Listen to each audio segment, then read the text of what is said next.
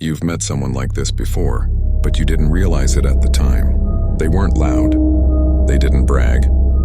They didn't dominate the room or demand attention. In fact, they seemed almost invisible, quiet, humble, even a little insecure. And yet, somehow, not every interaction with them left you feeling drained, confused, or subtly diminished. You couldn't quite explain it.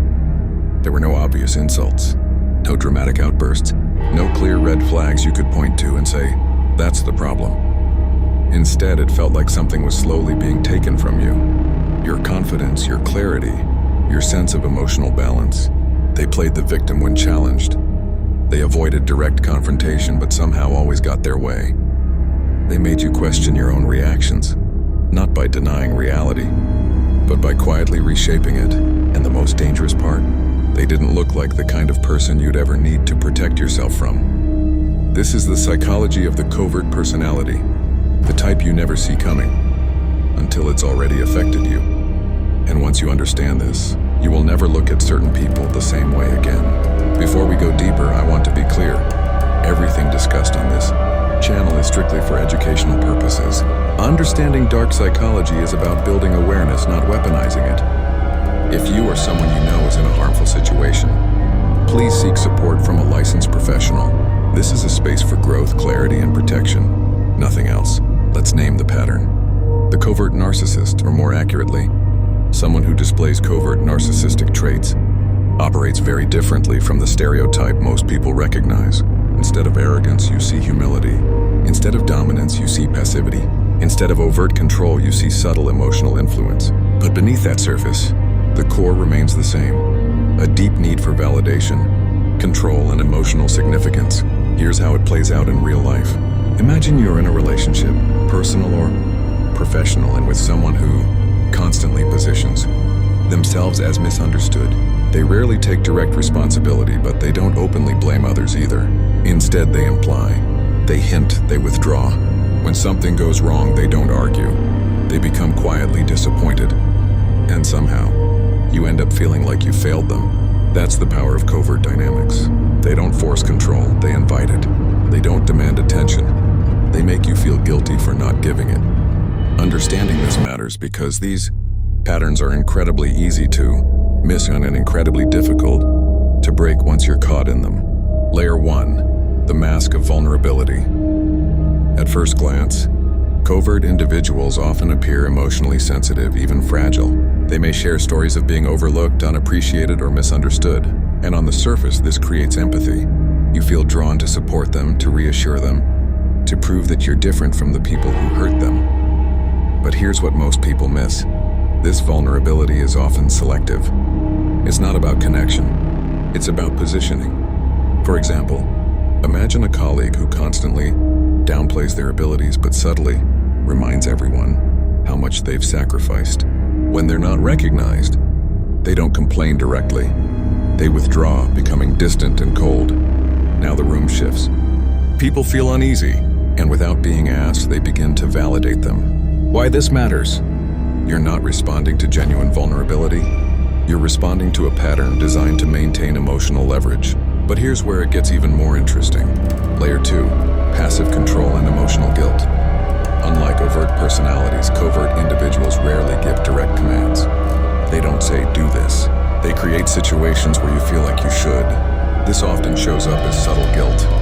They might say things like, "I guess I just expected more," or, "It's fine, I'm used to being disappointed." On the surface, these statements seem harmless, but psychologically, they shift responsibility onto you and without confrontation.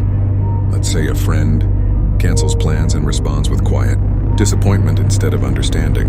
Suddenly, you're not just canceling plans, you're hurting them.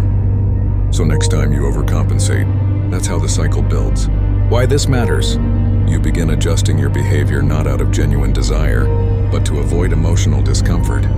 And over time, that erodes your autonomy. Most people stop here, but you need to know the next layer. Layer 3, silent sabotage. This is where the pattern becomes most damaging. Covert individuals often avoid direct conflict, but that doesn't mean they avoid influence. Instead, they operate indirectly. They may withhold support when you need it most. They may subtly undermine your confidence through comparison or doubt. They may agree with you publicly but contradict you privately. Imagine working toward a goal and someone close to you responds with quiet skepticism. Not enough to challenge you directly, but enough to plant doubt. Over time, your confidence weakens. And here's the key detail. They didn't do anything obvious, which makes it incredibly hard to confront. Why this matters? You can't protect yourself from something you can't clearly identify, and that's exactly what makes this pattern so effective.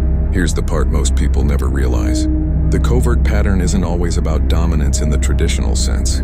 It's about emotional positioning. While overt personalities seek control through power, covert ones often seek it through perception. They don't need to be seen as superior. They need to be seen as misunderstood, because that position gives them something incredibly powerful. Immunity from scrutiny. Think about it.